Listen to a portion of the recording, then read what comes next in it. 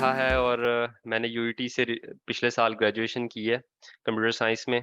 और आज मेरे साथ कासिम हैं, ये मेरे जूनियर हैं, 1 साल मेरे से जूनियर थे। लेकिन रिसेंटली इन्होंने मुझे बहुत हेल्प की है। एक यूएस के अंदर मेरा एडमिशन का प्रोसेस चल रहा था, तो इन्होंने मुझे उसमें एक बियॉन्ड द लिमिट जाके इन्होंने काफ़ी चीज़ों में मुझे हेल्प किया है। इसकी वजह ये है कि ये एक दफ़ा यूएस से हो आए हैं और इनका एक एक्सपीरियंस हुआ है यूग्रेड के थ्रू। ये एक एक्सचेंज प्रोग्राम के थ्रू यूएस गए थे। तो मैं इनके काफ़ी देर से इनको रिक्वेस्ट कर रहा था कि आप एक टाइम सेट करें, हम उसके अंदर आपके साथ एक इंटरव्यू रिकॉर्ड करेंगे, एक छोटा-सा पॉडकास्ट करेंगे।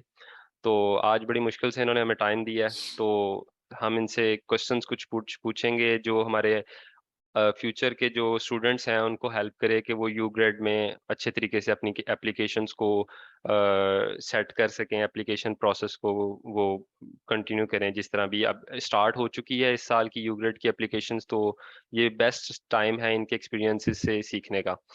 तो कासिम, आप थोड़ा-सा हमें अपना बैकग्राउंड बताएँ सबसे पहले। आपने कहाँ से अपनी स्टडीज़ की? कहाँ पे आप अपना मतलब आपका बैकग्राउंड क्या है? उसके बाद आप अपने यूग्रेड का थोड़ा-सा एक्सपीरियंस बताएँ और हमें बताएँ कि यूग्रेड असल में है क्या? जी कासिम। अस्सलाम वालेकुम सलाह। वालेकुम सलाम। यार सबसे पहले तो आपने थोड़ा एक्ज़ैजरेट कर दिया। ऑलवेज़ हियर फॉर यू जब भी आप बुलाएँ आपके पास हैं इधर। अच्छा, मेरा नाम कासिम है, मैंने रिसेंटली यूएई लाहौर से ग्रेजुएशन कंप्लीट किया है, 2018 मेरा सेशन है और मेरा भी मेजर्स कंप्यूटर साइंस है। और हुँ, तलहा के साथ मेरी काफ़ी लंबी दोस्ती है, हमारे सीनियर भी हैं, मेरे गाइड भी हैं, जब भी कोई यूनिवर्सिटी में मसला आता तो इनसे पूछते हैं। और रिसेंटली मैंने 2000 20 के अंदर अप्लाई किया था यूक्रेट के लिए। फर्स्ट ऑफ ऑल तो सबसे पहले यूक्रेट प्रोग्राम क्या है? यूक्रेट एक अंडर ग्रेजुएट एक्सचेंज प्रोग्राम है। ये एक one of the most prestigious scholarship है जो पाकिस्तान के स्टूडेंट्स अपने अंडर ग्रेजुएट के दौरान जो है अचीव कर सकते हैं। और इसकी सबसे बड़ी बात ये है कि ये फुली फंडेड है। आपको ऑलमोस्ट 5 टू 10,000 रुपीज़ आपके लगते हैं, वो भी आपके सिर्फ ट्रैवल के अंदर लगते हैं। उसके बाद आपकी ईच एंड एवरीथिंग जो है ना funded by US department of state होती है। मोस्टली स्टूडेंट्स को नहीं पता होता या कुछ स्किप कर देते हैं कि चलें छोटी-सी स्कॉलरशिप है, हमने कौन-सा कोई तीर मार लेना अचीव करके। बट इन इटसेल्फ ये एक बहुत बड़ी स्कॉलरशिप है। अगर एक स्टूडेंट अपने अंडर ग्रेजुएट के दौरान यूएस का एक सेमेस्टर लगा के आ जाता है, तो ये उसके लाइफ टाइम के ऊपर बहुत ज़्यादा उसकी पूरी डिग्री और उसका एक्सपीरियंस एक साइड पे रह जाता है और उसके एक जो सेमेस्टर है 4 महीने उसका एक्सपीरियंस एक साइड पे रह जाता है। तो मेरे लिए भी ये बहुत फ्रूटफुल जो है ना साबित हुआ था और अभी तक जो है ना इसके मुझे बेनिफिट्स हो रहे हैं और मेरे जो नेक्स्ट 4-5 साल हैं, इससे मैं आगे चला गया हूँ। कुछ स्टूडेंट्स को ये होता है कि एक जो है ना सेमेस्टर हमारा ज़ाया हो जाता है, हुँ। हाँ, लेकिन वो अपना सिर्फ़ अपरेंट वक़्ती फ़ायदा देख रहे होते हैं। तो मैं जब गया था मेरे भी बहुत दोस्तों ने कहा कि एक सेमेस्टर ज़ाया हो जाएगा, ऑनर्स चला जाएगा, मेडल चला जाएगा, ये वो, लेकिन नहीं। ये जो वक़्ती हम 4-5 महीने पीछे रह रहे हैं, इससे हम नेक्स्ट रन में 4-5 साल आगे जा रहे हैं। बिकॉज़ हमारे पास जो यहाँ पे टेक्नोलॉजी है, यहाँ पे जो हमारा एनवायरनमेंट है और उस एनवायरनमेंट को अगर कंपेयर करें, तो हुँ, बहुत अपीरेंट फ़र्क है। तो अगर हम ये 4-5 महीने लगा के, थोड़ा-सा यहाँ पे लैग करके, उधर एक्सपीरियंस कर लेते हैं, तो इस स्कॉलरशिप से आपकी लाइफ़ टाइम के लिए फ़ायदा। मैं डिपार्टमेंट के टॉप 3 स्टूडेंट्स के अंदर था और उसके बाद मैं इन रन में भी था और लास्ट लास्ट सेमेस्टर चल रहा था। एक्चुअली मैंने 2 दफ़ा अप्लाई किया था। हुँ, फर्स्ट हुँ, ऑफ ऑल मैंने अप्लाई किया जब मैं 3rd सेमेस्टर में था। तब जाना था हमने 5th सेमेस्टर के अंदर स्प्रिंग 2021 के अंदर या फॉल 20 लेकिन अनफॉर्च्यूनेटली या फॉर्च्यूनेटली कह लें वो मैं रिजेक्ट हो गया। उसके बाद मैंने दोबारा अप्लाई किया 2021 में जब मैं 5th सेमेस्टर में था। अब मेरी अच्छा। 5th सेमेस्टर की एप्लीकेशन चली और सेकंड टाइम मैं जाके सिलेक्ट हुआ। अब हुआ इस तरह कुछ कि जब मेरी सिलेक्शन हुई हर चीज़ जो है ना हो गई थी। मुझे तो था कि शायद मैं इससे पहले चला जाऊँगा, फॉल 2021 में चला जाऊँगा, लेकिन हुँ, किस्मत की कुछ करनी ऐसी कि मैं ना स्प्रिंग 2022 के अंदर आ गया और यूग्रेड की एक पॉलिसी होती है कि आप जो है ना चेंज नहीं करवा सकते अपना सेमेस्टर ऊपर-नीचे डिफर नहीं कर सकते। ये जो अच्छा। उन्होंने साइन कर दिया भैया। अब मेरे पास एक तरफ ये था कि मैं अपनी डिग्री परस्यू करता, अपना लास्ट सेमेस्टर कंटिन्यू करता, डिग्री एंड करके नॉर्मल स्टूडेंट्स की तरह जॉब लग जाता, पैसे कमाता, यहाँ पे नॉर्मल कंप्यूटर साइंस इंजीनियर्स की तरह। या दूसरी ऑप्शन ये थी कि अपना एक सेमेस्टर में सेक्रीफाइस करता और उधर जाता। अब हुँ, हुँ। इसका जो है, मेरा जो एक सेमेस्टर यहाँ पे हुआ, अव्वल तो मैंने बहुत से प्रोफ़ेसर से कॉन्टैक्ट किया, बहुत से अपने मेंटर से कॉन्टैक्ट किया और उसके बाद मैंने कुछ अलुमनाई से कॉन्टैक्ट किया क्योंकि बीइंग अ स्टूडेंट मैं भी बहुत कन्फ्यूज़ था कि मेरा एक सेमेस्टर जा रहा है, कुछ क्या। लेकिन जो लोग एक्सपीरियंस करके आए होते हैं ऑलरेडी चीज़, उनको ज़्यादा पता होता है कि आप इसको अचीव करने के बाद कहाँ पे स्टैंड करोगे, ठीक है? फिर बड़े लंबे-चौड़े डिसीजन के बाद मैंने ये फैसला किया, मैंने डिसाइड किया कि मैं यूईटी का जो एक सेमेस्टर है ना, इसको डेफर कर दूँगा। चाहे मेरा जो मेटल है, मेरा ऑनर्स है, वो थोड़ा-सा स्टेक पे जा रहा है, हुँ, हुँ। उसको कवर कर लेंगे किसी तरह, लेकिन मैंने इसको प्रेफ़र किया क्योंकि ये अपॉर्च्युनिटी बहुत प्रेस्टीजियस है। ये one in a lifetime chance है, जो एक स्टूडेंट को मिलता है और आप इस चीज़ पे हिसाब लगाओ कि इतने-इतने बड़े बिज़नेसमैन होते हैं, इतने-इतने बड़े इंजीनियर होते हैं, क्या-क्या साइंटिस्ट हैं, वो अपनी पूरी लाइफ स्ट्रगल करते रहते हैं कि हम किसी तरह यूएस में जाके रिसर्च करके आएँ, यूएस में जाके किसी तरह सर्व करके आएँ, वहाँ का एक्सपीरियंस करके आएँ, लेकिन उनको नहीं मिलती। तो ये कह हुँ, लें कि अल्लाह ताला की बहुत रहमत थी कि मुझे मेरे अंडर ग्रेजुएट के दौरान ये चांस मिला और मैं उधर जाके और मैंने अपने इस अपॉर्च्युनिटी को उस सेमेस्टर के ऊपर जो है ओके। प्रेफ़र किया, अपना सेमेस्टर वगैरह फ़्रीज़ करवाया यहाँ से और उधर जाके पढ़ के आया। और अब मैं आगे देखता हूँ कि वो एक फ़्रीज़ कराया हुआ सेमेस्टर मेरा इतना ज़्यादा मैटर नहीं करता, जितना मेरा ये है। मैं वो किसी तरह भी कंटिन्यू कर लूँगा, मैं अपनी जॉब के दौरान, इंटर्नशिप के दौरान किसी तरह भी कंटिन्यू हो जाएगा। लेकिन जो मेरा नेक्स्ट है, जो मेरे 4-5 साल मुझे इसने एक लॉन्ग रन के अंदर बेनिफिट दिया है, मेरे कॉन्टैक्ट्स बने हैं यूएसए में। यूएसए के रिक्रूटर्स, वहाँ के प्रोफ़ेसर्स, वहाँ की यूनिवर्सिटीज़ मेरे साथ डायरेक्ट कॉन्टैक्ट के अंदर हैं। अच्छा, तो मज़े की एक चीज़ बताता हूँ कि ये प्रोग्राम है fully funded by US department of state. सही। अब यूएस डिपार्टमेंट ऑफ स्टेट जो है ना, एक बंदा जब उसके अंदर चला जाए, तो वो उसका पूरी लाइफ़ जो है ना, वो छोड़ देनी है। उसको हमेशा अपने साथ अटैच करती है। एज़ अभी मैं alumni. Recently US exchange exchange alumni काम कर रहा हूँ। बिल्कुल, बिल्कुल। उसके बाद पाकिस्तान में आ गए हैं, पाक यूएस एलुमनाई नेटवर्क है, क्वान उसको कहते हैं, उसके लिए काम कर रहा हूँ। उसके बाद यहाँ पे हमारा यूएससीएफपी है, US educational foundation in Pakistan, हुँ, हुँ। उसके लिए है। और हम जो है ना एलिजिबल होते हैं यूएस मिशन इन पाकिस्तान को लेके आगे चलने के लिए। हम स्मॉल ग्रांट्स यहाँ पे कम्युनिटी डेवलपमेंट की ग्रांट्स उनसे इश्यू करवा सकते हैं, उनके लिए रिक्वेस्ट कर सकते हैं। हम हुँ। किसी भी तरह यूएस मिशन के अंदर इंक्लूड हो सकते हैं पाकिस्तान के अंदर। तो ये जो फ़ायदा दिया इसने, ये कह लें कि अनडिनायबल है। ज़बरदस्त। अच्छा, कासिम थोड़ा-सा अपनी टाइमलाइन के बारे में बताएँ कि आपने कब एप्लीकेशन प्रोसेस स्टार्ट किया और कब आपको कॉल्स आईं? उसके बाद क्या प्रोसेस था? इंटरव्यूज़ कैसे हुए? इंटरव्यूज़ होते हैं इसके, उसके बारे में थोड़ा-सा बताएँ। फिर आप किस यूनिवर्सिटी के अंदर सेलेक्ट हुए और यूनिवर्सिटी कैसे चूज़ हुई?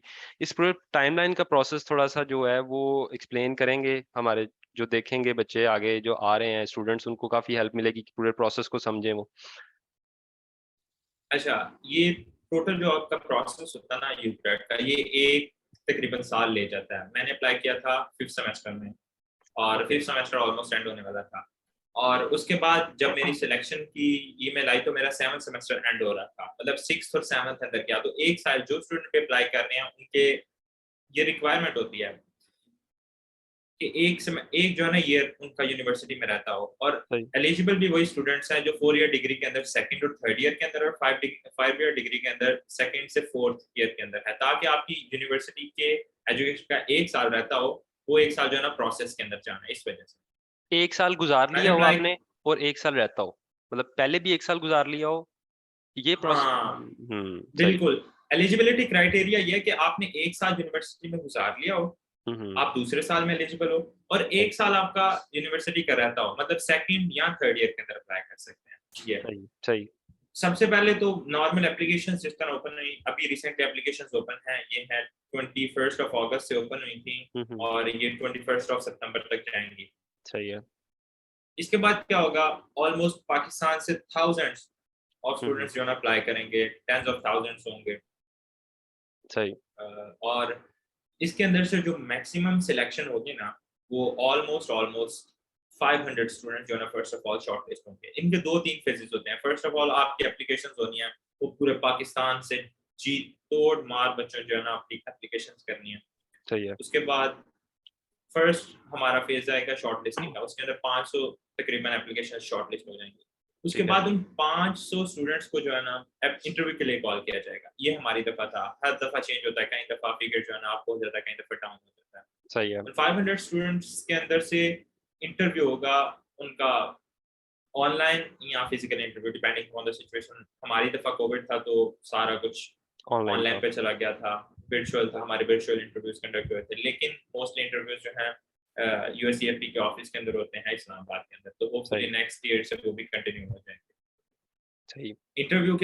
इंटरव्यू इंतहाई इतना ज़्यादा टेक्निकल नहीं होता। इंटरव्यू सिर्फ़ आपको क्रैक करना आना चाहिए, जिस तरह आप हर तरह जॉब के लिए अप्लाई करते हो, हुँ, इंटरव्यू हुँ, हुँ। क्रैक करने का आना चाहिए। अगर आप इंटरव्यू क्रैक कर लेते हो उसका, तो यू क्रेड आपके लिए था।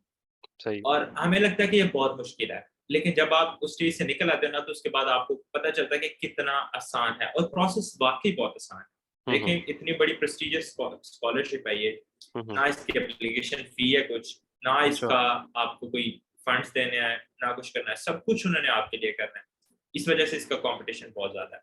अब वो जो 500 स्टूडेंट्स होंगे ना, वो टॉप क्रीम होगी पाकिस्तान की।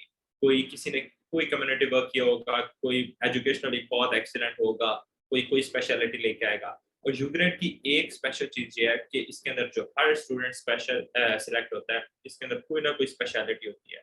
हुँ, हुँ। कोई ना कोई किसी ना किसी तरह एक यूनिकनेस होती है हर स्टूडेंट के अंदर जो सिलेक्ट अपनी फील्ड के अंदर, कम्युनिटी वर्क के अंदर किसी तरह कम्युनिटी को सर्व कर रहा है या किसी तरह एक्सीलेंस की तरफ जा रहा है। ये चीज़ जो है ना वो चेक करते हैं। ये मेन सिलेक्शन क्राइटेरिया है यूएससीएफ का।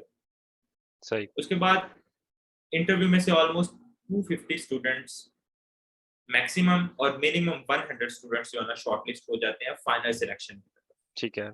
सही हो गया। अब अब ये जो फाइनल सिलेक्शन वाले हो जाते हैं ना, इंटरव्यू हो गया उसके बाद आपने वेट पे आ जाना, आपकी सब कुछ होल्ड है। अब आपने वेट करना है कि उनकी ईमेल्स आएँ आपको। ईमेल्स आना स्टार्ट हो जाती हैं ऑलमोस्ट अ, 7 टू 8 मंथ्स के बाद ईमेल्स आना शुरू हो जाती हैं कि आप सिलेक्ट हो जाएँ। अब 2 तरह के जो स्टूडेंट्स हैं एप्लीकेशन सिलेक्ट होते हैं। एप्लीकेशन डेडलाइन के 8 मंथ बाद। तकरीबन 2 से 3 महीने बाद आपके इंटरव्यूज़ हो जाएँगे। सही है। 2 से 3 उसके बाद तकरीबन 1 महीना या डेढ़ महीना इंटरव्यूज़ चलेंगे। ठीक है। इंटरव्यू के 2 से ढाई माह के अंदर जो है ना आपकी आ जाएँगी ईमेल्स आपको सिलेक्शन या रिजेक्शन की। तो जी। ओवरऑल स्पैन जो है ना 7 टू 8 मंथ्स का हो जाता है। ऊपर-नीचे वेरी कर सकता है, ये कोई इतना डेडशॉट नहीं है। 6 टू 8 मंथ्स का आप कह लो। सही हो गया। इसके अंदर स्टूडेंट्स को पता चल जाता है कि हम सिलेक्ट हुए हैं या नहीं। हुँ, सही। 2 तरह के एप्लीकेंट्स सिलेक्ट होते हैं। एक होते हैं प्रिंसिपल कैंडिडेट्स, एक होते हैं अल्टरनेट कैंडिडेट्स। ठीक है, प्रिंसिपल और अब अल्टरनेट। प्रिंसिपल कैंडिडेट्स वो हैं जो हर हाल में जा ही जा रहे हैं, वो पक्के हैं। और अल्टरनेट कैंडिडेट्स वो हैं कि अगर कोई प्रिंसिपल कैंडिडेट इन केस नहीं जा सकता या उसको कोई इश्यू आ जाता है, तो उसके जगह हम अल्टरनेट कैंडिडेट्स को भेज देंगे। तो एक तरह अल्टरनेट जो है ना रिज़र्व है। लेकिन एट द एंड अगर यूएस डिपार्टमेंट ऑफ स्टेट के पास इतने ज़्यादा फंड्स हों यूएससीएफपी के पास, तो वो सारे अल्टरनेट को भी प्रिंसिपल में कन्वर्ट कर देते हैं। लेकिन उसके लिए थोड़ा-सा वेट करना है, ठीक है? सही हो गया। उसके बाद आपकी सिलेक्शन आ गई, इसके बाद भी आप अपनी तरफ से ना एक सैटिस्फाई हो जाते हो कि मेरी सिलेक्शन हो गई, अब मैं जा ही जा रहा हूँ, हुँ, ठीक है? हुँ। उसके बाद जो है ना हमारी टेंशन खत्म हो जाती है। उसके बाद नेक्स्ट प्रोसीजर जो आ जाता है ना वो कह लें कि बहुत ज़्यादा पेशेंस सिखाने वाला होता है हमें, किसी न किसी तरह हमें वेट कराने वाला होता है थोड़ा-सा। हुँ, हुँ। ईमेल्स आ गए हैं उसके बाद आपकी ना यूनिवर्सिटी प्लेसमेंट शुरू हो जानी है। यूनिवर्सिटी प्लेसमेंट्स उसके साथ आपका वीज़ा का प्रोसेस शुरू हो जाना है। उसके बाद जो है ना आपका यही है, सिर्फ़ ये 2 प्रोसेस हैं। उसके बाद आपके आने हैं वीज़ा प्रोसेस और यूनिवर्सिटी प्लेसमेंट। मल्टीपल यूनिवर्सिटीज़ के अंदर यूएससीएफपी अप्लाई करेगा और उन मल्टीपल यूनिवर्सिटीज़ के अंदर से जो है ना आपको कॉल लेटर्स आना शुरू हो जाएँगे। लेकिन एट द एंड एक यूनिवर्सिटी यूएससीएफपी आपके लिए डिसाइड करेगा और वो आपको जो है ना असाइन हो जाएगी। मेरी दफ़ा सिलेक्शन हुई थी मेरी federal state university north Carolina, इसकी शेड्यूल फाइनल है। ज़बरदस्त। फेटवेल और यूनिवर्सिटी। उसके बाद फेटवेल फेडरल स्टेट। स्टेट ये नॉर्थ कैरोलिना यूनिवर्सिटी में। की सही नॉर्थ हो गया। कैरोलिना में। ज़बरदस्त। जब आपकी सिलेक्शन हो जाती है उसके बाद आपका एक और काम करना होता है। आपने यूएससीएफपी आपको कुछ एक ना टेम्पलेट फॉरवर्ड करता है, उसके अंदर आपका रिकमेंडेशन होता है। आपने अपने 2 किसी भी प्रोफ़ेसर से ना अपना रिकमेंडेशन लेटर लेके फॉरवर्ड करना होता है यूएससीएफपी को बाय मेल पोस्ट करना होता है। एक सील्ड एनवेलप में। इनका यही तरीका होता है ऑफिशियल। आपने एनवेलप आपने फर्स्ट ऑफ ऑल तो टीचर को आपने कहना है कि मेरा जो है ना ये रिकमेंडेशन लेटर काइंडली मुझे लिख दें, उनसे रिक्वेस्ट करना है और उनको कहना है कि मुझे सील्ड एनवेलप के अंदर साइन करके दे दें। सही है। प्रोफेसर खुद लिखेगा, आपको सील्ड एनवेलप में देगा और ऊपर अपनी स्टैंप लगा के देगा। आपने सिर्फ प्रोफेसर से पिक करना है और यूएससीएफपी को मेल करना है। ठीक हो गया, ये सही है। हो गया। और ये रिकमेंडेशन लेटर्स हैं। इसके बाद सारा प्रोसेस आ जाएगा आपको यूनिवर्सिटी प्लेसमेंट्स का। यूनिवर्सिटी प्लेसमेंट्स होंगी, ये भी तकरीबन 1.5 से 2 महीने लग जाते हैं। और जब आपकी यूनिवर्सिटी प्लेसमेंट कंफर्म हो गई, आपका एक डीएस 19 डीएस 1 190 2019 2019 आई थिंक होता है डी या J1 वीज़ा के लिए होता है आई थिंक। 2019 J1 वीजा के लिए डीएस 2019 फॉर्म आ जाएगा आपका। सही। उसके ऊपर से आपने फिर वीजा की एप्लीकेशन स्टार्ट हो जानी है। जब आपका आ गया, इट मींस कि आप यूएस डिपार्टमेंट ऑफ स्टेट की तरफ से एक्सचेंज विजिटर डिक्लेयर हो गए हो। बाकी ठीक है। नेक्स्ट आपने वीजा के लिए, वीजा के अंदर भी आपकी फुल असिस्टेंस होगी यूएससीएफपी की तरफ से। यूएससीएफपी के ऑफिसर्स आपके साथ हर टाइम कांटेक्ट में होंगे, आपके वीजा एप्लीकेशन, इंटरव्यू, हर चीज को मॉनिटर करेंगे। इस वजह से मैं कहता हूँ कि ये बहुत, एक कह लो कि बच्चों को जिस तरह उंगली पकड़ा के नहीं चलाते, ये हाँ, इस हाँ, तरह हाँ। करते हैं। और हर चीज में आपको माइन्यूट माइन्यूट गाइडेंस देंगे। आप कहीं पे स्टक हो जाए, डायरेक्टली ईमेल करो, भाई I am getting this problem, can you help me sort this out. आपको उसका बेस्ट आंसर देंगे बहुत। फिर वीजा प्रोसेस स्टार्ट हो जाएगा। वीजा प्रोसेस की भी अपनी चार्म्स है। आप भी वो क्या है उसके थ्रू आपको भी आइडिया है। और हुँ, एक एक तरह से आप, एक आपकी सस्पेंस रहता है और साथ थोड़ा-थोड़ा जो है ना क्रेज़ और थोड़ा-सा हुँ, सब्र की फीलिंग भी करनी होती है हमें, तो वीज़ा का ये है। आगे आपकी प्लेसमेंट्स, वीज़ा का प्रोसेस स्टार्ट हो जाता है। सही। 99.9% जो J1 वीज़ा ना वो अप्रूव कर देते हैं, क्योंकि आप फुली फंडेड हो यूएस डिपार्टमेंट ऑफ स्टेट की तरफ से और हुँ। आपको स्क्रीन किया है यूएसईएफपी ने। इस वजह से एम्बेसी वाले ऑलमोस्ट आप क्लियर पहले ही होते हैं, काफ़ी स्क्रीनिंग से गुज़र आए हैं और उससे ज़्यादा गुज़र मेरे रहे ख्याल से हैं। सही। तो इस वजह से वो इतनी ज़्यादा आपकी बाद में होल्ड नहीं करते या आपको प्रोसेसिंग के अंदर नहीं भेजते। अगर हुँ, कोई मेजर फ्लॉ हो आपकी एप्लीकेशन में, तो आपकी एप्लीकेशन, वीज़ा एप्लीकेशन रिवाइज़ हो जाती है और उसी दिन जो है ना न्यू आपके डॉक्यूमेंट्स वगैरह सबमिट हो जाते हैं। लेकिन इस इतनी बड़ी स्क्रीनिंग के बाद जो है ना वीज़ा वाले 99.9% जो है ना आपको अप्रूवल अप्रूव ही कर आता है। देते हैं। कोई हो बैड लक या किसी का कोई मेजर इश्यू हुँ, हो या फ्लॉ निकला है, तो 0.01% है उसके रिजेक्शन के चांसेस, बट सारे के सारे जो सिलेक्ट हो गए ना वो जाते ही जाते हैं। ये इसका हुँ, बहुत चार्म है। सही। अच्छा, तो आप किस डेट को फ्लाई किया आपने यहाँ से, लाहौर से अपनी यूनिवर्सिटी के लिए? और यूनिवर्सिटी का एक्सपीरियंस थोड़ा-सा शेयर करें। कितने स्टूडेंट्स और थे आपके साथ यूग्रेड के? कौन-कौन से कंट्रीज़ से थे? और आपका वहाँ पे जो एक्सपीरियंस था वो कैसा रहा? यार एक्सपीरियंस वहाँ का तो इंतहा इनक्रेडिबल था। क्या हुँ, बताऊँ, वहाँ के लोगों से लेके वहाँ की एजुकेशन सिस्टम प्लस उनकी एडमिनिस्ट्रेशन, हर चीज़ जो है ना अपने आप के अंदर एक परफेक्शन थी।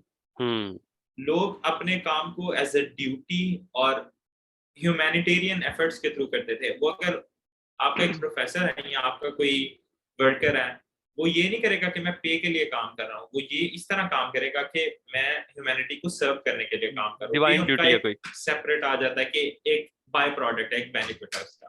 तो ये सही। चीज़। तो मेरी फ्लाइट डेट थी, मेरी सिलेक्शन हो गई थी ऑलमोस्ट दिसंबर के अंदर, हर चीज़ क्लियर हो गई थी, वीज़ा मेरा आ गया था। दिसंबर अ, 21 दिसंबर में मेरा वीज़ा आ गया था और ठीक है। उसके बाद ना टिकट्स वगैरह आना शुरू हो गई थी स्टूडेंट्स की। तो मेरी जो टिकट आई थी वो 7th ऑफ जनवरी को मैंने पाकिस्तान से लाहौर से फ्लाई करना था। 3 मेजर एयरपोर्ट से फ्लाई करते हैं, लाहौर, कराची और इस्लामाबाद। इस्लामाबाद से, सही।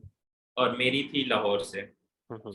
अब कई दफ़ा ऐसा होता है कि आपका टिकट यूएससीएफपी वाले भेजना शुरू कर देते हैं, लेकिन आपका वीज़ा थोड़ा-सा डिले हो जाता है। वीज़ा मोस्टली आपका जो करता है वो 1 वीक लेता है आने के हुँ। अंदर, जिस दिन आपका इंटरव्यू हो, या उससे 1.5 से 2 हफ्ते लग जाते हैं। मेरा पर्सनली तकरीबन 2 हफ्ते के अंदर आया था और मतलब मेरे वो वीज़ा आने आपका से पहले पासपोर्ट मेरी उन्होंने रख लिया था? टिकट आ चुके थे। पासपोर्ट रख लिया? पासपोर्ट रख लेते हैं उधर। सही, सही।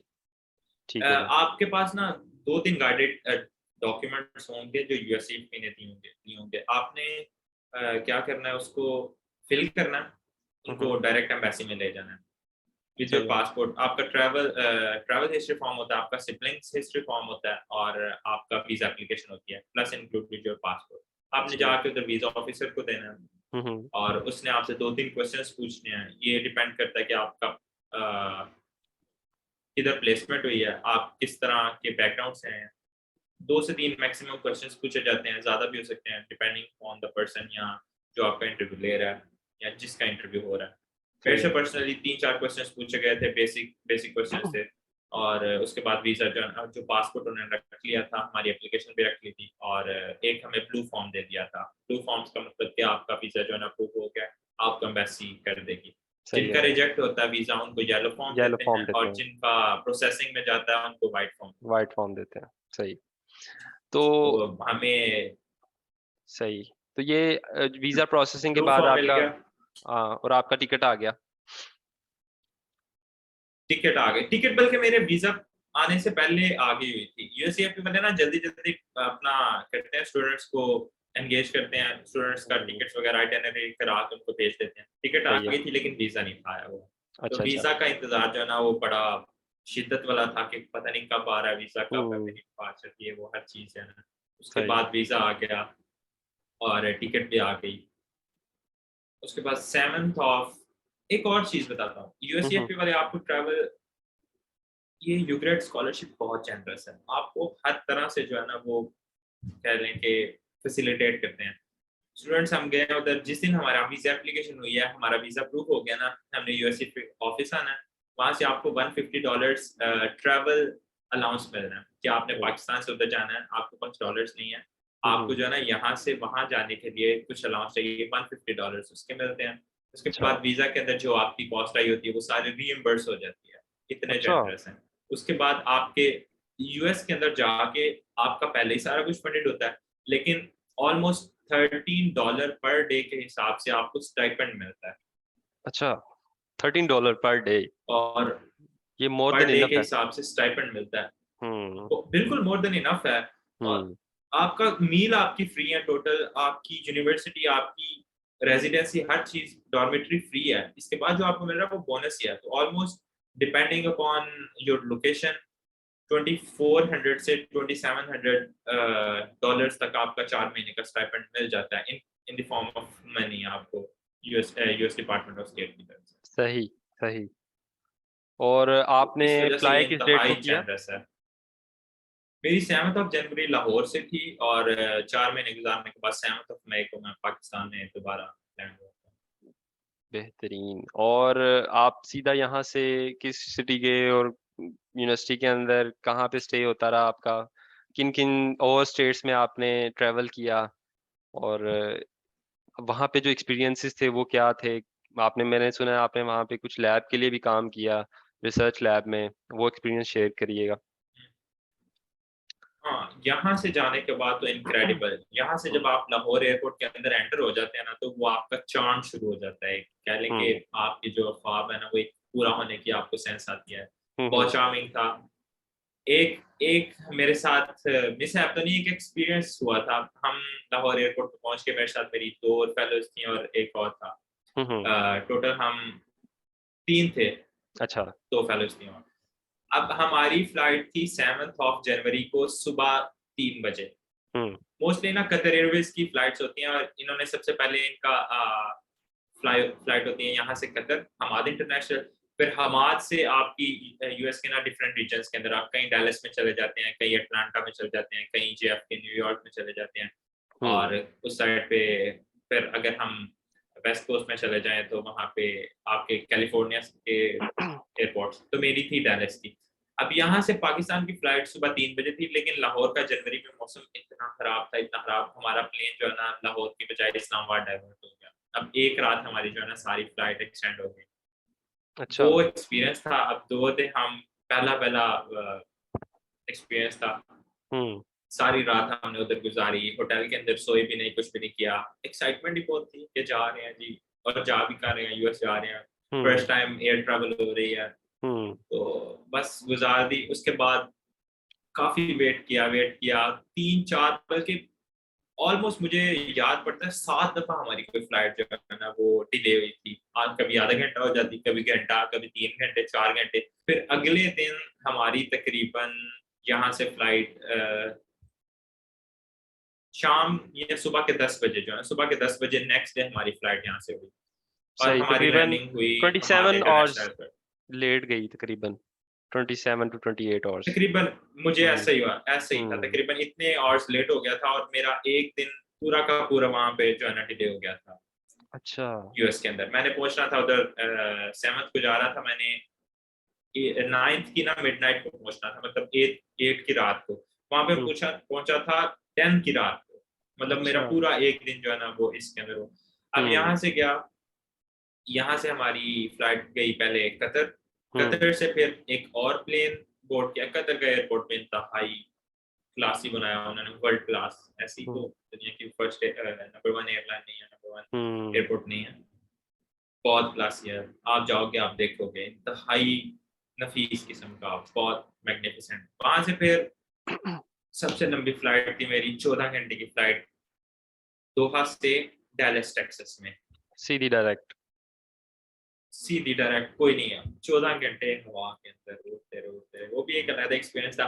लेकिन मुझे पता नहीं था कि जब आपकी इतनी लंबी फ्लाइट हो तो विंडो सीट नहीं लेते। मुझे क्रेज था यहाँ पे विंडो पे बैठ के क्या आगे विंडो सीट पे जाना है। अब वो होती है हमारी 3 सीट्स होती हैं, 2 इधर, आप मेरे साथ बैठे हुए थे तो और पैसेंजर्स। अब जब भी मैंने उठ के जाना होता था, बैठ बैठ के टांगे उधर जो थक जाती थी, उठ के जाना पड़ता था, तो उनको कहना है, उनको रिक्वेस्ट करना है, उनको भी डिस्टर्ब करना है। तो जब भी कोई लंबी फ्लाइट हो तो उसके अंदर मेरा ये एक्सपीरियंस है कि विंडो सीट नहीं लेनी। एटलीस्ट आपकी 6 घंटे से लंबी फ्लाइट है ना, तो विंडो सीट नहीं लेनी, आयल ये अच्छी सीट में टिप है। आराम से जब दिल करे उठे। हाँ। हाँ, ये मैं 2 दफा एक्सपीरियंस किया है कि सही। मेरे साथ हुआ है वहां पे। मैं अब सोखा पड़ जाते हैं कभी, हमें रेस्टरूम भी जाना पड़ जाता है, इतनी हुँ, लंबी फ्लाइट है, खाना है, थोड़ा सा वॉक वॉक करना है, घूमना हुँ, फिरना है जहाज के अंदर, तो आए सीट लें। उसके बाद जी हम हमारी लैंडिंग हुई डैलस टेक्सास के अंदर, हुँ, कमाल था उधर भी। यहाँ से सारे पाकिस्तानी गए, सही। कतर के अंदर कुछ पाकिस्तानी, कुछ नेपाली, कुछ इंडियन, सारे मतलब एशिया के जो है ना, साउथ ईस्ट एशिया के और मिडल ईस्ट के भी सारे उधर आए हैं। उधर से हुँ, एक नया प्लेन जो है ना बोर्ड हुआ और चले गए। अब 14 घंटे के बाद उधर पहुंचे हैं, वहां पे है ये एक, कह लो कि एक सेंस ऑफ सीनियरिटी आ जाती है, एक एक्सट्रीम जो है ना क्लैरिटी आ जाती है इंसान के अंदर और परफेक्शन आ जाती है। वहाँ के लोगों के अंदर उस तरह की, हम एंटर हुए हैं वहाँ पे सबसे पहले, जो है वहाँ के कॉप्स हैं, एयरपोर्ट सिक्योरिटी, उसने एंटर होकर पूरे प्लेन का राउंड लिया। उसके बाद हमें जो है ना, हमें उठने नहीं दिया उन्होंने। सबसे पहले पहले अच्छा। गए हैं, प्लेन का पूरा राउंड लिया, उन्होंने किया है राउंड। उसके बाद हम गए हैं, उतरे हैं और फॉलो करते जा रहे थे। सबसे पहले उतर के गए हैं इमिग्रेशन में, इतनी लंबी लाइन पड़ी थी वहां पे भी। फिर अब जब यूएस में एंटर हो जाते हो ना आप, फिर आप एक नहीं होते, आपको ऑलमोस्ट हर नेशनैलिटी वहां पे मिलेगी। हुँ, चाइनीज इंतहा के ज्यादा हैं, जापानीज बहुत ज्यादा है, इंडियन इंडियन तो आपको हर जगह मिलेंगे। आप दुनिया में कहीं पे भी चले जाओ, आपको इंडियन वहाँ पे लाजमी मिलेंगे। मतलब उनकी पॉपुलेशन के हिसाब से बहुत, मुझे बहुत नजर आए वहाँ पे। चाइनीज आपको हर जगह मिलेंगे, इंतहा थे वहाँ पे एयरपोर्ट पे। अब इमिग्रेशन के अंदर चले गए, इमिग्रेशन ऑफिसर के पास, उन्होंने देखा जी, एक्सपीरियंस किया, बहुत लंबी लाइन थी, वेट करके निकले।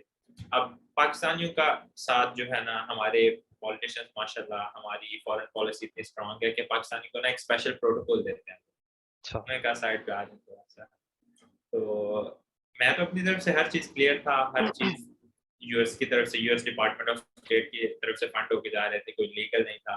सही। कॉन्फिडेंस से गए हैं, कहते हैं कि please please direct with us, हम उनके साथ गए हैं। रूम में लेके वहाँ पे इंटरव्यू सेपरेट हुआ है। उसने मुझे एक फॉर्म दिया कि ये फिल करें आप, इसके अंदर मैंने अपना नाम वगैरह बेसिक इन्फॉर्मेशन डालनी थी, और उसने मुझसे थोड़ा सा पूछा कि आप किस स्टेट में जा रहे हैं, किधर से आए हैं, और आपकी प्रीवियस ट्रैवल हिस्ट्री क्या है। बस उसके बाद उन्होंने आपको फॉर्म वापस कर दिया, सही। पासपोर्ट वापस कर दिया, फॉर्म ले लिया, और यूर ऑल गुड। उसके बाद डैलस का एयरपोर्ट घूमा हमने, वो भी इंतहा क्लासी एयरपोर्ट। हमारे यहाँ पे जितने जितने शहर हैं उनके उतने इतने एयरपोर्ट्स हैं यहाँ पे।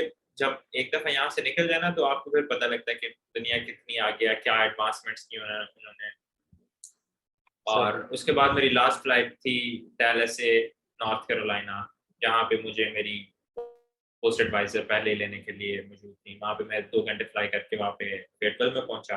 और रात के तकरीबन 12 बज रहे थे जब मैं अपना हॉस्टल में पहुंचा। बहुत एक कह लो कि लाइफ चेंजिंग वो सफर इस तरह का था कि उसने बहुत कुछ सिखा दिया था। सेंस ऑफ इंडिपेंडेंस सिखाई हमें, सेंस ऑफ हुँ, क्लैरिटी सिखाई, दूसरों के साथ कोऑर्डिनेशन सिखाई, और हाल ही उस एक एयर ट्रैवल ने इतना कुछ सिखा दिया था। और आगे जो 4 महीने मैंने सीखा है वो तो क्या ही बात है उसकी, उसको मैं वर्ड्स पे डिस्क्राइब नहीं कर सकता, मतलब इतना प्रेस्टीजियस था। अच्छा कासिम, इसमें जो सबसे इम्पोर्टेंट जो चीज़ है मुझे लगती है वो स्टेटमेंट ऑफ पर्पस होती है, जो आप एप्लीकेशन प्रोसेस के अंदर जो आपने अपनी एक स्टेटमेंट लिखनी होती है, कुछ ऐसे टाइप चीज़ लिखनी होती है। आपकी नज़र में एप्लीकेशन के अंदर कौन-कौन सी चीज़ें ज़्यादा इम्पोर्टेंट हैं और एक अच्छी स्टेटमेंट ऑफ पर्पस में क्या चीज़ें होनी चाहिए?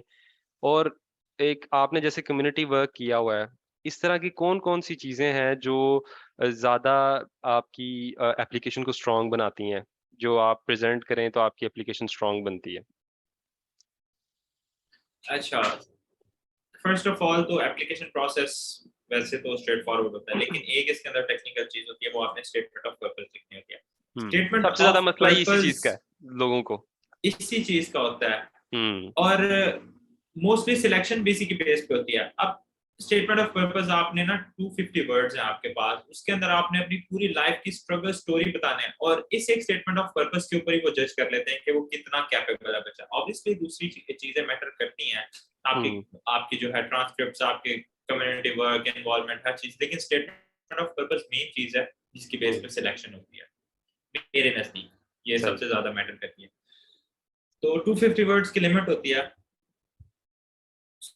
स्टूडेंट्स को नहीं पता होता। अब नॉर्मल जिस तरह हम मैसेज लिखते आ रहे हैं ना, हमें इस चीज़ की कोई यूनिवर्सिटी के अंदर ट्रेनिंग दी जाती है। कोई स्टूडेंट होगा जो अपने तौर पे करके इसकी कोई सेपरेट कोर्सेज या गाइडलाइंस ले ले, लेकिन मोस्टली स्टूडेंट्स को नहीं पता होता।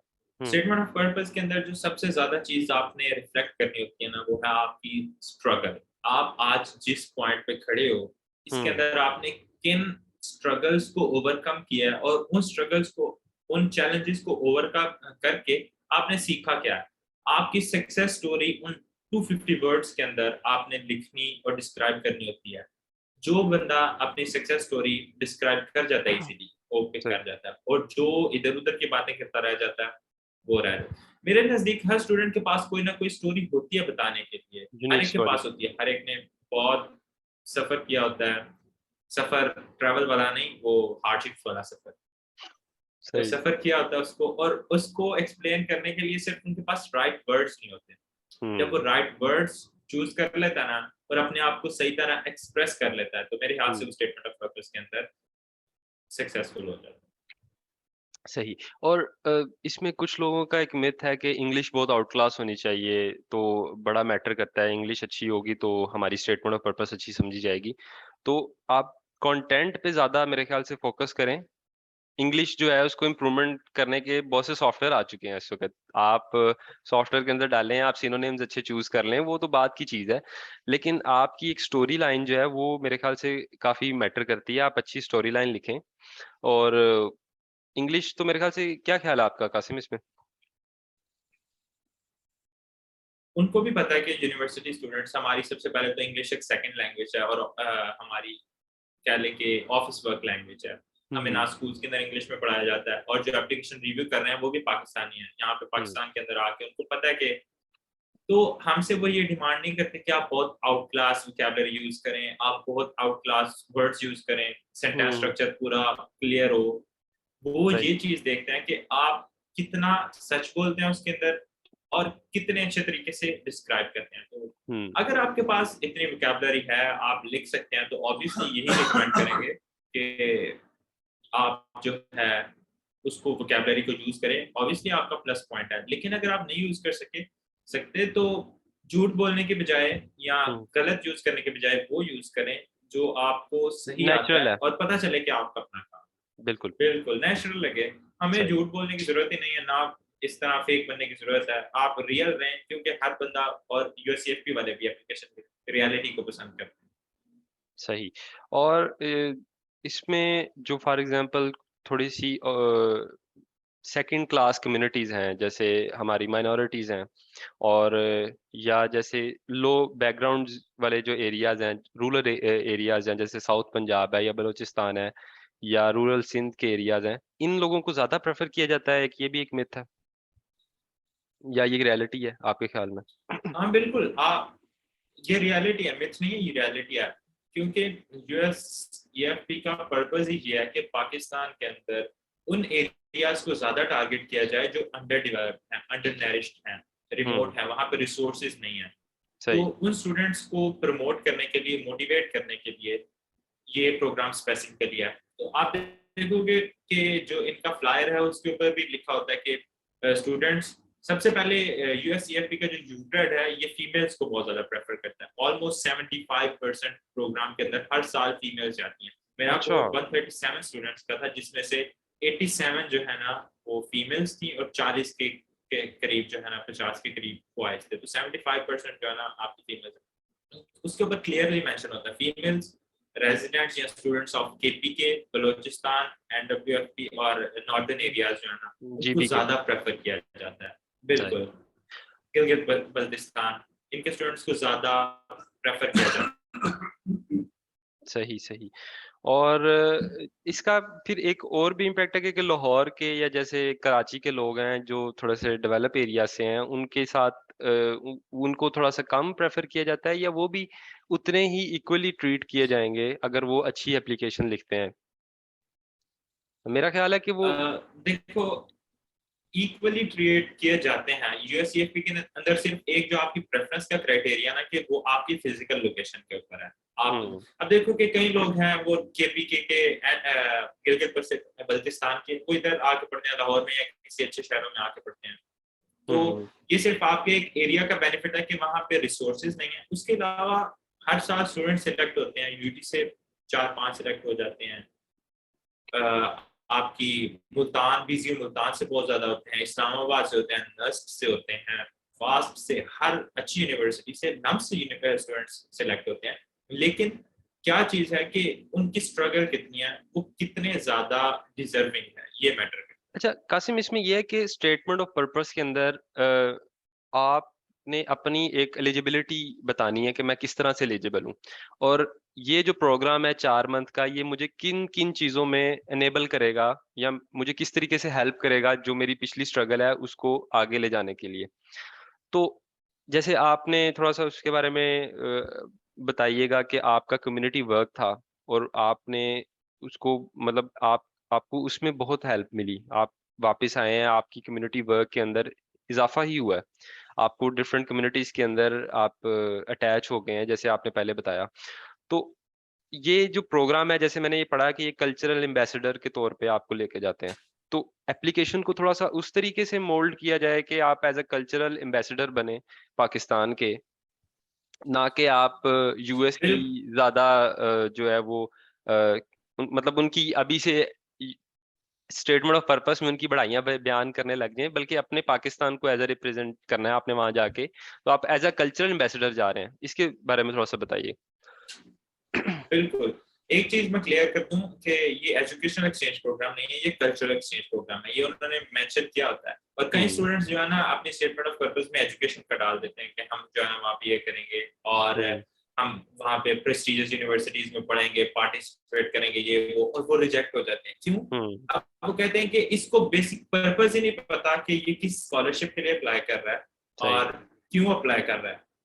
ये कल्चरल स्कॉलरशिप है और ये एजुकेशनल की व्यू में कर रहा है तो ये इतना नॉन सीरियस है कि इसने एक दफा बॉदर भी नहीं किया। तो इन चीज़ों को माइन्यूट चीज़ों को बहुत हमें कह लो कि डिलीजेंटली पढ़ना पड़ता है, उसको एनालाइज करना पड़ता है। और ऑब्वियसली कल्चरल एम्बेसडर के तौर पे जाते हैं, आपने पाकिस्तान की कम्युनिटी के अंदर अपने आप को किस तरह सर्व किया है, आप अपने कम्युनिटी को किस तरह फ़ायदा दे रहे हो, ये आपने डिस्क्राइब करना होता है। और पाकिस्तान की कम्युनिटी को आप उधर जाके किस तरह रिप्रेज़ेंट करोगे, ये आपने राइट। रिप्रेज़ेंट करना है। 4 महीने आपने उधर जो लर्न करना है, उसको पाकिस्तान में आके किस तरह इम्प्लीमेंट करोगे, ये हुँ, 3 चीज़ें हैं। पहले क्या किया हुआ पाकिस्तान के लिए, उधर सही। जाके पाकिस्तान को किस तरह रिप्रेज़ेंट करोगे, उधर से लर्निंग करके आके पाकिस्तान को किस तरह जो रिप्रेज़ेंट करोगे। पाकिस्तान बिल्कुल। के अंदर किस तरह अपने आप को जो है ना प्रूव करोगे या अपनी एफर्ट्स को इंक्रीज करोगे। बिल्कुल, ये बड़ी अच्छी बात बताई है इसका आपने कि एक जो एजुकेशनल एक्सचेंज नहीं है, ये कल्चरल एक्सचेंज है। कल्चरल एक्सचेंज है। सही। जी, आप क्या कह और रहे थे? एक और चीज़ है कि जेवन वीज़ा के अंदर एक रिस्ट्रिक्शन होती है कि पाकिस्तान के अंदर आपने फिर 2 साल सर्व करना होता है। आप उधर जाते हैं, तो आके आपने पाकिस्तान में 2 साल जो है सर्व करना होता है पाकिस्तान की कम्युनिटी को। ये इसकी रिक्वायरमेंट होती है। ये आपके वीज़ा के ऊपर प्रिंटेड होता है कि 2 ईयर कंडीशन अप्लाई। इसका अच्छा, इसका मतलब है आप वर्क वीज़ा के लिए अप्लाई नहीं कर सकते हो 2 साल में, या इमिग्रेशन के लिए अप्लाई नहीं कर सकते। उसके बाद आप एलिजिबल हो। लेकिन स्टडी के लिए कर सकते स्टूडेंट हैं? वीज़ा के लिए आप अप्लाई कर सकते हो। सही हो F1 गया। के लिए अप्लाई कर सकते हो। ठीक, ठीक, ठीक, ठीक, सही। लेकिन इसका मतलब ये नहीं है कि आप दुनिया के किसी और वीज़ा के लिए अप्लाई कर सकते हैं। आप यूके, ऑस्ट्रेलिया, यूरोप जहाँ के भी जाना चाहें आप उसके लिए अप्लाई कर सकते हैं, जा सकते हैं। लेकिन यूएस के लिए ये रिक्वायरमेंट होती है सिर्फ़ वर्क और वीज़ा 2 के लिए साल नहीं जा रहना सकते, होता है। वर्क या इमिग्रेशन के वर्क लिए। वीज़ा और इमिग्रेशन के लिए नहीं अप्लाई कर सकते। सही हो गया, सही हो गया। अच्छा कासिम, आपके साथ ये जो सेशन है, ये बड़ा ही इन्फॉर्मेटिव रहा है, ठीक है? हम जब इसको अपलोड करेंगे, इसके ऊपर हमें इंशाल्लाह जो रिव्यूज़ आएँगे, उसमें हमें मज़ीद क्वेश्चंस आएँगे लोगों के। और मैं जी, चाहता हूँ कि लोग क्वेश्चन पूछें, ठीक है? तो इंशाल्लाह हम कोशिश करेंगे जो हमारे रिव्यूज़ आएँगे या क्वेश्चंस आएँगे, हम उसके ऊपर एक दोबारा से कोई उन क्वेश्चंस को क्लियर करने के लिए एक दोबारा से कोई वीडियो रिकॉर्ड करें। तो अभी तक के लिए आपका बहुत शुक्रिया। आपने बहुत इन्फॉर्मेटिव ये सेशन किया है और आपने ज़बरदस्त किस्म की इन्फॉर्मेशन शेयर की है। आपके टाइम का बहुत शुक्रिया कासिम। तलहा आपने मुझे इनवाइट किया और ये ऑब्वियसली मैं कहता हूँ कि अगर स्टूडेंट्स को कोई क्वेश्चन है, देखिए कि अगर क्वेश्चन है तो लाजमी पूछें। तलहा के आपके जो है चैनल के ऊपर कमेंट करें, कमेंट्स में पूछें। आपका कॉन्टैक्ट है उसके ऊपर कॉन्टैक्ट में पूछें डायरेक्टली मुझसे। हमने एक व्हाट्सएप और ग्रुप भी अगर बनाया आपका हुआ है। एप्लीकेशन के बिल्कुल व्हाट्सएप ग्रुप है गाइडेंस का यूग्रेड के लिए, तो उसके अंदर अगर किसी स्टूडेंट को अपनी गाइडेंस मतलब पर्सनल इंडिविजुअल गाइडेंस चाहिए, वो भी हम दे रहे हैं। सही, और आपकी एसओपी अगर रिव्यू करनी है, वो भी आपको फुली असिस्ट करवा रहे हैं आपकी एप्लीकेशन के लिए। तो अगर आप करना बिल्कुल। चाहते हैं तो कमेंट के अंदर लिख दें। आप यहाँ अपना नंबर जो है ना तलहा को मैसेज कर दें, हम बिल्कुल। आपको ग्रुप के अंदर ऐड कर इस देंगे। तमाम प्रोसेस का जो हमारा सोल पर्पस है वो यही है कि लोगों के अंदर एक अवेयरनेस आए इन चीज़ों के बारे में। आप सिलेक्ट होते हैं या नहीं होते ये मैटर नहीं करता, लेकिन जब आप एक प्रोसेस से गुज़रते हैं, तो आपकी जो माइंडसेट है वो मेरे ख़्याल से काफ़ी चेंज हो जाता है। जो आप काफ़ी अ, आप चीज़ों को डिफरेंट तरीके से देखना शुरू करते हैं। इवन आप रिजेक्ट हो जाएँ, ये कोई मसला नहीं है। रिजेक्शन भी मतलब होती रहती हैं, लेकिन आप फ्यूचर में आपको मेरे ख़्याल से काफ़ी हेल्प मिलती है इन चीज़ों की। बिल्कुल, एग्ज़ैक्टली।